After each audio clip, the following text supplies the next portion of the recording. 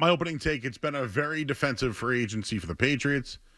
It's the exact reason why I did not want Mike Vrabel to become the coach here. I'm not saying it was a bad hire or any of that, but I thought that at least Vrabel coming in would it be that defensive mindset when the team for the last 5 years without Tom Brady can't find a star wide receiver or a star tackle. Here you are 5 years later with free agency dwindling down, and they still don't have a star wide receiver or a star tackle, and their star center just retired. So, great, Mike Vrabel's here. They brought in some pretty good pieces that have made the team better, but in the end, it's still a defensive mindset, and they still don't have a star receiver or a star corner. I personally think it's risky banking on the draft for offense, but let's take a look around the league. A lot of these star players, they do come from the draft. And if you're going to get them, you got to draft one. They haven't had a history, though, of doing so. That's why it's risky. The other thing is a lot of left tackles, well, the best ones at 4 are the names like Trent Williams and Lane Johnson, who just got an extension today. D'Brickashaw Ferguson was one of those guys. So I don't find that guy at pick number 4 in the draft this year.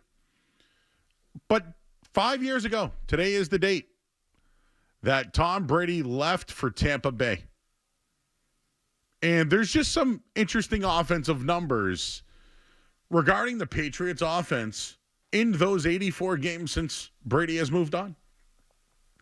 Now, I've always said that the big number is 21 points. When Mac Jones was here, if the offense could score 21 points or more, they generally would win the game or have a very high win percentage. But they've gone under 21 points or fewer in 60 of those 84 games.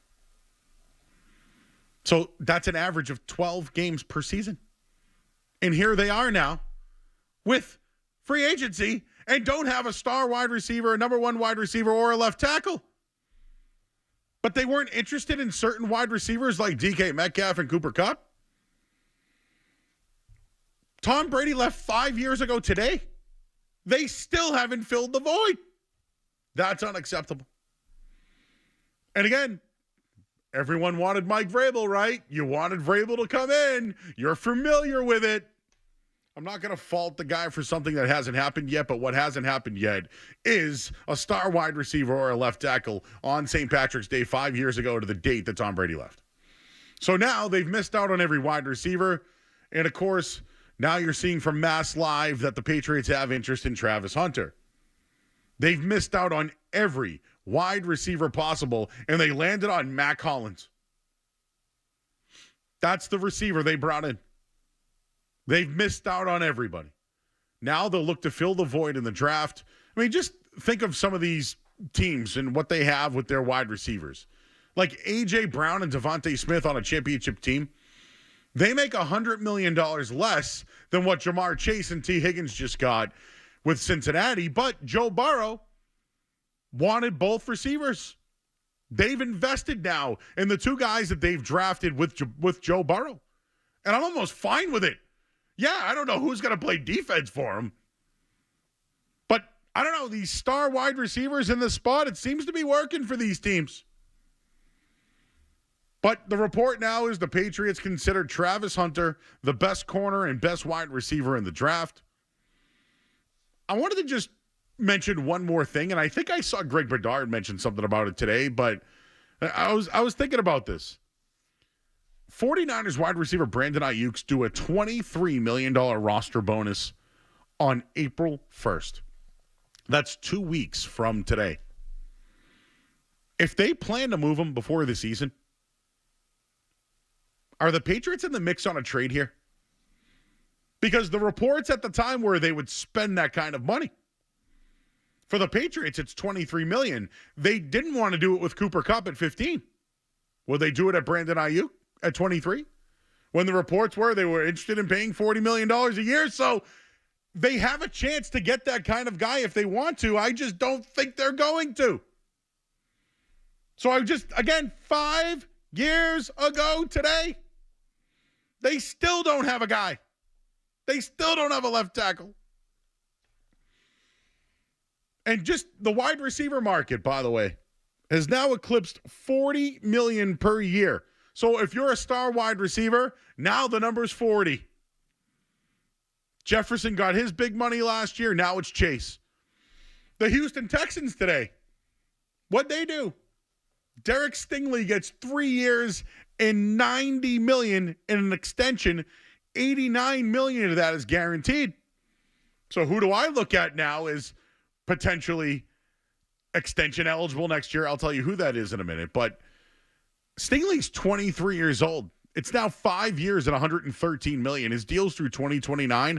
When you look at some of the highest paid cornerbacks in the NFL, Stingley's now the highest, followed by J.C. Horn, who just got a huge deal. Jalen Ramsey still making big money. Patrick Surtain's awesome. Jair Alexander just got $21 million. Guess who's up for an extension next year? Christian Gonzalez. Get ready. You think the Patriots are going to put up 20, 30 million a year for him? Get ready for Travis Hunter, everybody. He can play offense. He can play defense. They view him as the best corner and the best wide receiver in the draft. You think they want to give Christian Gonzalez an extension that much? Sorry. Also, another report today I saw on the Patriots. The asking price for Joe Milton, a third-round pick. Yeah, in your dreams. Sorry again. That's not happening. Are you kidding me? They just brought in Josh Dobbs, who knows the offense. And upside, it's Joe Milton all day long. But, yeah, a third-round pick. I mean, hey, listen, if you got to shoot, be a shooter, right? You got to shoot your shot, go for a third-round pick. I know the Colts at least sniffed around on it. If a team gives up a third-round pick for Joe Milton, you're nuts. Absolutely crazy. The Browns also are not interested in trading for Joe Milton. So that's my Patriots stuff for the day. Mike Vrabel's here. Defensive-minded coach. Look at defense. 5 years ago today, Tom Brady left and went to Tampa Bay. You still don't have a top wide receiver. You still don't have a left tackle. 5 years, guys. 5 years. If they want a star receiver, they could trade for Brandon Ayuk, who picks up his $23 million option on April 1st. He's there if they want him. Not to mention the wide receiver money now just went to $40 million. And the quarterback money just went to $30. And Christian Gonzalez is going to be eligible in a year. And I don't see them paying that money whatsoever.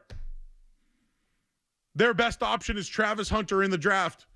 Offense, defense, they can pay him a price to play both. And you know who I want to credit for this? And I hate to do it, but he's a guy who knows how to sniff around on some things, Mike Felger. I mentioned this to Felger a while ago.